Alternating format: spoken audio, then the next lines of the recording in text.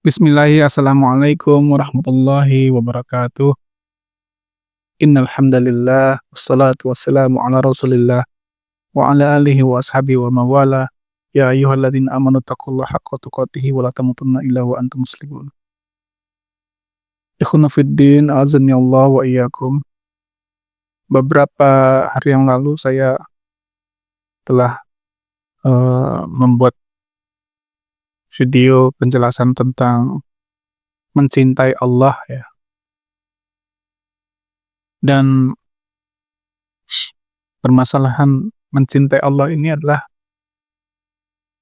bisa jadi permasalahan terberat bagi manusia ya. Karena fitrahnya manusia ya, secara psikologisnya itu dia bisa mencintai sesuatu itu kalau biasanya dia sudah melihat sesuatu yang dia cintai, berinteraksi sekian lama, mendapatkan manfaat dari yang dia cintai. Makanya ada pepatah, dari mata turun ke hati. Nah, bagaimana mencintai Allah? Ya, kita saja tidak pernah melihat Allah. Allah terlalu jauh, dia berada di langit. Sebenarnya bisa mencintai Allah tanpa melihat Allah. Seharusnya ya. Yaitu dengan cara apa? Dengan cara meresapi nikmat-nikmat pemberian yang Allah berikan kepada kita. Tapi sayangnya kita ini suka lupa, ya, sering lupa.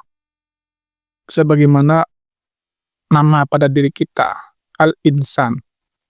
Ya, manusia, insan. Insan itu dari kalimat nasya yansa, lupa. Ya, tapi sering diartikan manusia.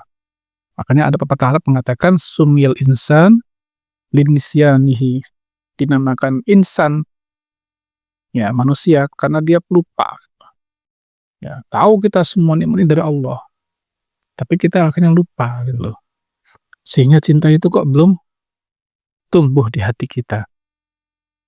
Nah, maka perkenankanlah pada kesempatan ini kami sedikit menjabarkan ya penjelasan Ibnu Qayyim al-Jauziyah rahimahullah di kitab Madarijus Shalikin juz yang ketiga ya, halaman 18.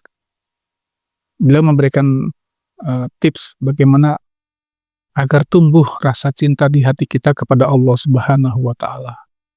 Ya.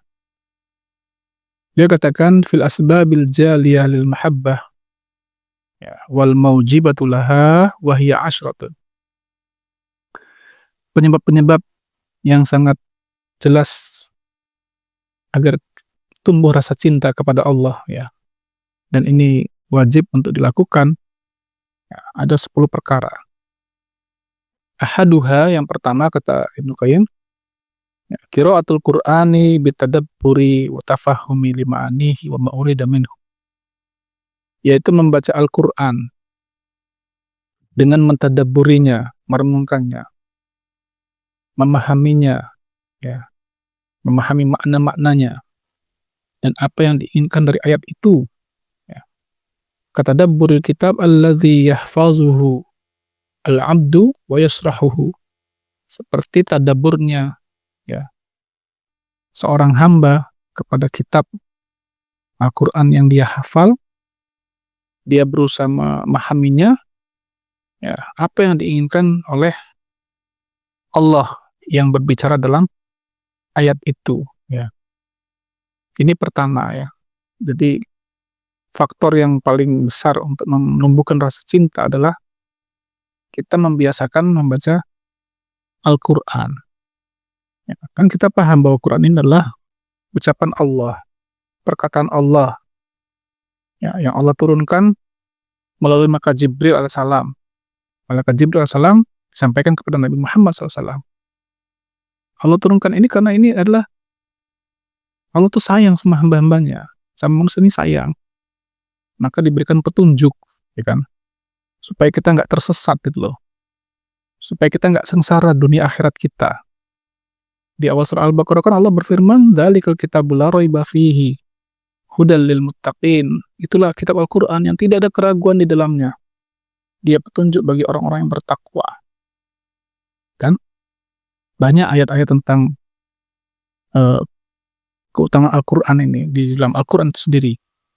Mungkin satu yang saya bacakan ya, di surah Az-Zumar ayat 23, Allah berfirman, Allahu nazzala ahsanal hadith kitaban mutasyabihan massani takhsya'iru minhu juludul ladzina yakhshawna rabbahum thumma talinu juluduhum wa qulubuhum ila dzikrillah dzalika hudallah yahdi bihi man yasha wa may yudlilillah fama lahu min had.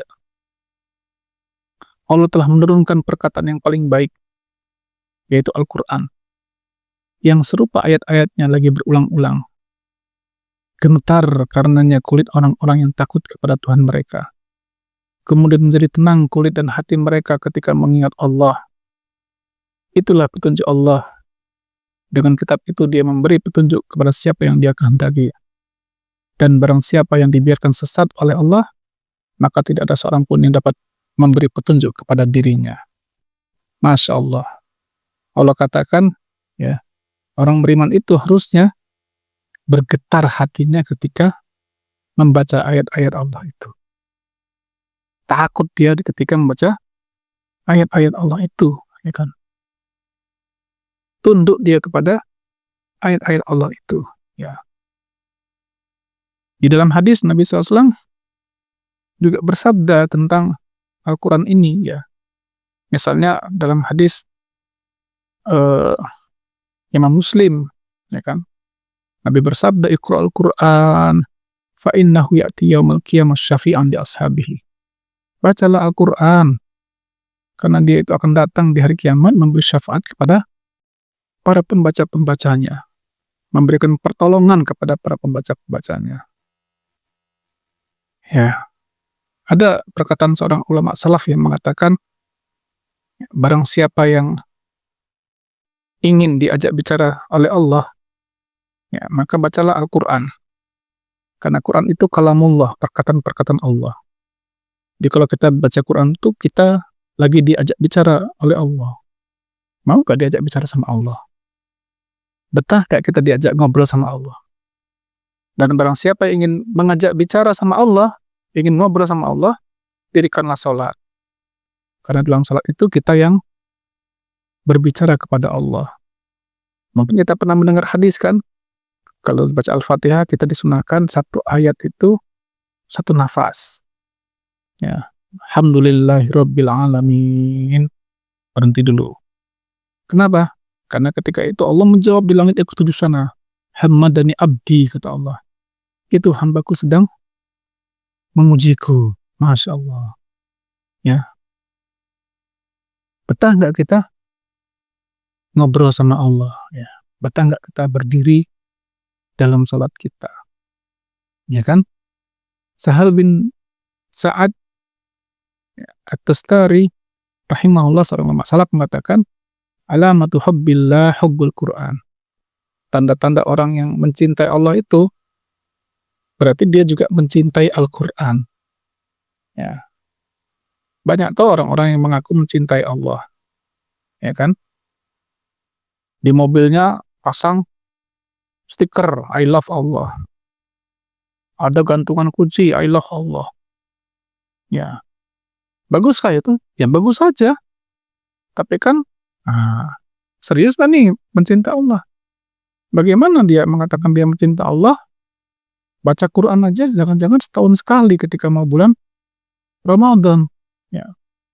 Quran bukan makanan dia, bukan bacaan dia gitu. Ketika Abdullah bin Mubarak rahimahullah datang ke Khurasan, ya, Khurasan ini sekarang sudah nggak ada di peta dunia. Ya, adanya namanya Pakistan, India, Afghanistan. Itu dulu namanya Khurasan. Disambut oleh penduduk Khurasan. Ya. Lalu mereka mengatakan, ya, kami ini orang-orang yang mencintai Allah, Tuhan. Oh, gitu. Ibn Mubarak senyum. Tinggal beberapa hari di desa itu. Setelah dirasa cukup, beliau pamit kepada penduduknya sambil membacakan sebuah syair. Apa kata Ibnu Mubarak? Ta'sil ila wa taz'amu hubbah. Kamu bermaksiat kepada Allah, tapi kamu mengaku mencintainya. Inna hadza kalam la fi amrin syani'. Ini omongan yang sangat aneh ya, menggelikan ya. "Lau anna hubbuka shadiqan la ata'tahu." Kalau cinta kamu itu benar sama Allah, kamu pasti mentaati Allah. "Innal muhibba liman yuhibbu muti'un." Sesungguhnya orang yang mencinta itu akan taat kepada siapa yang dia cintai. Dia beliau nyindir sama orang Khorasan, ngomongnya mencintai Allah, masjidnya sepi, ngomongnya mencintai Allah, rumah-rumah mereka tidak riuh dengan bacaan Al-Quran, sunyi rumah mereka dari Al-Quran. Ya. Abu Sa'id Al-Kharraz berkata, seorang ulama salaf juga, "Man ahabba Allah ahabba kalamahu." Ya. Siapa yang mengaku mencintai Allah, dia pasti mencintai perkataan Allah. Ya. Maksudnya Al-Quran. Walam yasba' min tilawatihi, dan dia nggak akan pernah kenyang dengan bacaan Al-Quran ini, ya kan? Ada perkataan Utsman bin Affan radhiyallahu anhu juga yang sangat masyhur, ya, menantunya Rasulullah SAW ini, khalifah ketiga. Beliau katakan kepada murid-muridnya, "Lau taharat qulubukum ma syabi'tu min kalamillah." Seandainya hati kalian itu bersih, kalian nggak akan pernah kenyang dengan kalam Allah ini, yaitu Al-Quran. Ya. Nggak akan pernah kenyang kita Pak dengan Al-Quran. Maksudnya apa? Baca satu lembar, nambah lagi lah. Nah, satu lembar lagi, nambah lagi lah. Belum kenyang saya. Ya kan? Makanya tidak heran. Ya. Nabi SAW itu menyuruh para sahabatnya untuk menghatamkan Quran itu 1 bulan. Ya, jadi sehari itu idealnya kita baca 1 juz. Nah, kalau kita gimana? Jangan-jangan baru 1 baris, 1 lembar, sudah ngantuk, kan? Sudah kenyang kita. Itu menunjukkan apa? Menunjukkan hati kita ini semuanya kotor, ya. Hati kita tidak bersih. Karena kata Utsman tadi gitu kan, seandainya hati kalian bersih, kalian nggak akan pernah kenyang. Ternyata kita baru 10 ayat sudah kenyang. Sudah pengen shadaqallahul azim aja gitu. Berarti hati kita sangat kotor, wal'iyazubillah. Ya, mari kita biasakan ya untuk membaca Al-Quran ya di rumah-rumah kita, di tempat pekerjaan kita. Mudah-mudahan dengan bacaan Quran yang kontinu ini akan tumbuhlah ya kedekatan hati kita kepada Allah Subhanahu wa taala, dan tumbuhlah benih-benih cinta itu kepada Allah. Barakallahu fikum. Mudah-mudahan ini bermanfaat bagi saya dan ikhwan sekalian. Assalamualaikum warahmatullahi wabarakatuh.